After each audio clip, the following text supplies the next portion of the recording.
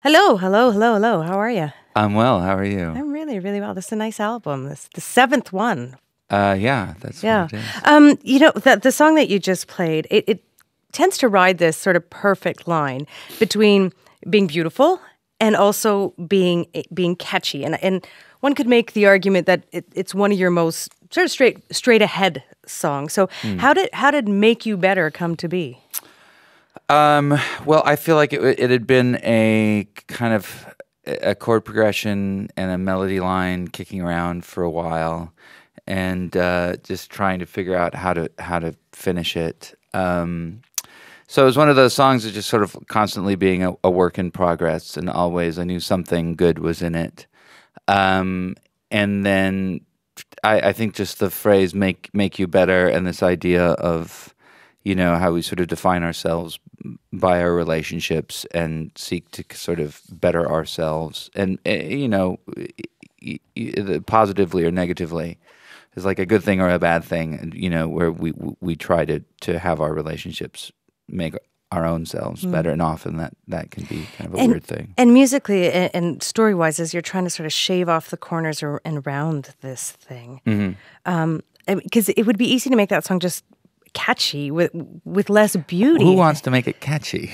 Well, I mean, don't you want to make it no, well, catchy? that is. I mean, that's. Maybe that's a word that sounds a bit trite to you. But no, I think writing pop songs by its very nature is writing something catchy. So it's trying to work within those parameters. I mean, so much of writing pop songs, and the pop music that I grew up with, which ranged anywhere from XTC or Robin Hitchcock or REM or Husker Du, they were all writing pop songs in their own way, but somehow defining themselves apart from what was a very typical pop song. So, and sometimes that was a more traditionalist approach. Like I think of XTC and Robin Hitchcock writing in a more kind of anachronistic sort of Beatle pop way. And so there's always this sort of cautious balance between working within the given parameters as set down for us from Lennon and McCartney and the Davies brothers, and and then trying to it's sort of like a puzzle, and so making something that feels novel and interesting and yet meets all the criteria of a pop song, of the genre. Yeah. And this album, it is unmistakably a Decemberist record, but as many people have observed and critics have said, there seems to be the distinct difference between your last two records and the rest of your catalog. No sort of like 10-minute epic songs on this one, no full-length album concept, which you've been known for, and people love you for as well. So what was the thinking in sort of stepping out of that creative and into a new creative evolution? Well, from the outset, I feel like having initial conversations with Tucker Martine, who's our kind of collaborator, producer, engineer, who we've done the last several records with. I had all these songs kicking around. We knew that we wanted to get together with the band, and we, everyone's going to start playing music again and recording music. But when it came down to a record, I think the idea was, let's go at this with no concept, the concept being no concept. I do feel like every record in its way should have some kind of concept or some sort of through line, connective tissue that connects all the songs together. And so with this one, it felt like, since we were going to be recording it over such a long period of time with no defined, deadline of when it was going to be done, it'd be easy to kind of let it meander a bit. And maybe that was a good thing. I think that we've always in the past, had a very definite idea of what the thing is going to be, if not like a full concept like Hazards of Love, at least a group of songs that have all been written sort of similarly at a similar time, and that we have just bust out in the studio over 5 weeks, and then that's the record. And this one was just a huge change of pace to try to create a record over a long period of time. And to what extent are you at the point where making a grandiose artistic statement, if I can put it that way, is less of a necessity or less of a desire for you? A grandiose, statement. I don't know. I mean, I think that this is in its way pretty grandiose. I mean, it's certainly a step up from The King Is Dead, which was a very kind of a more understated record in my head, even though it was fairly straightforward. and this felt like kind of a return to more of the kind of baroqueish, like using up every spare track, that we possibly could.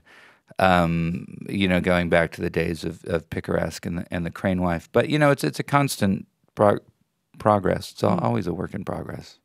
But did you feel that we need to step away from sort of doing conceptual stuff? No, I still. It's funny, I don't. It's not something I'm doing consciously. There's always the songs just come as they come, and they appear the way they appear. And I may never write another Mariner's Revenge song, but then I thought when I wrote it, I think I thought the same thing. I will never write that. I'm never going to do that again. And so I'm always just kind of letting the songs themselves define what the record will be, or what the songs are, what comes next. To lead you. Yeah. You said about writing this record, I'm quoting here, Colin, I have a fan base who are expecting things. I have critics who I think about more than I should. I have peers I'm looking at. How do you navigate like being pulled in different directions and balancing all those things and working through all those what really could be competing pressures in your own head and externally? Yeah, I mean, it's easier early on when nobody is paying attention, and you can kind of work in a vacuum. And even though you may long for that kind of, that sort of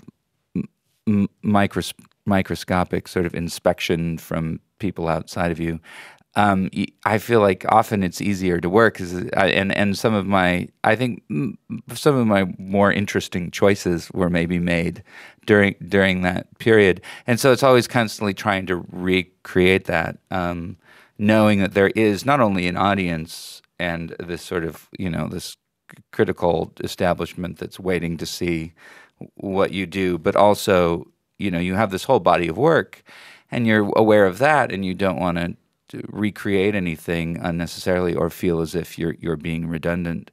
And so, I mean, inevitably, those are all considerations. But how do you harness that, or do you just sort of try and block it out as sort of inevitable noise? Yeah, I mean, hopefully, when I get down to writing it, it does sort of fall away, and you just become the sort of the creator that you always were. I mean, you try to put yourself in the moment.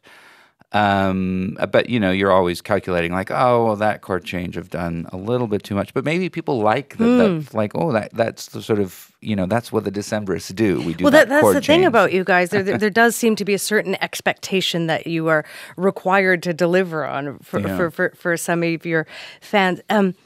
I mean, because for some people in their creative process, that is a huge weight to sort of carry around. For you seem to be able to sort of, we'll give them some what we want. Yeah, I'll give them some what we want to put in here. Yeah, I'm not the sort of person that's going to disavow, everything that we've done before this, but I think that there's a lot of, new territory that we can explore.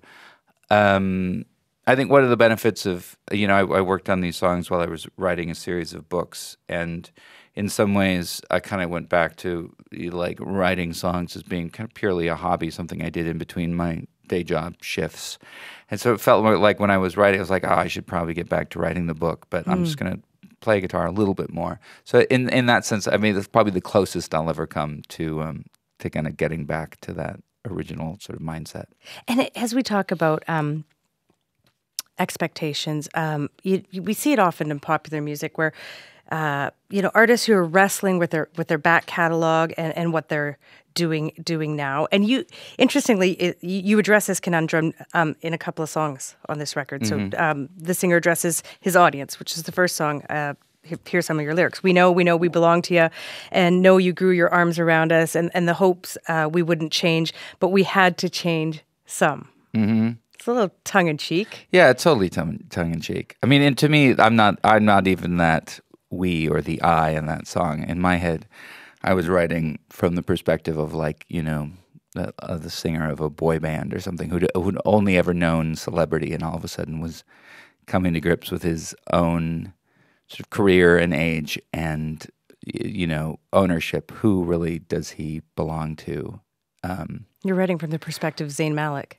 I don't know who that is. He's from One Direction, the guy that's potentially.